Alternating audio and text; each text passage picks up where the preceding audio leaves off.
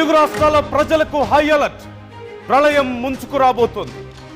సముద్రంలో నీటి మట్టం భారీగా పెరగబోతోంది. అలలు ఎగిసి పడబోతున్నాయి.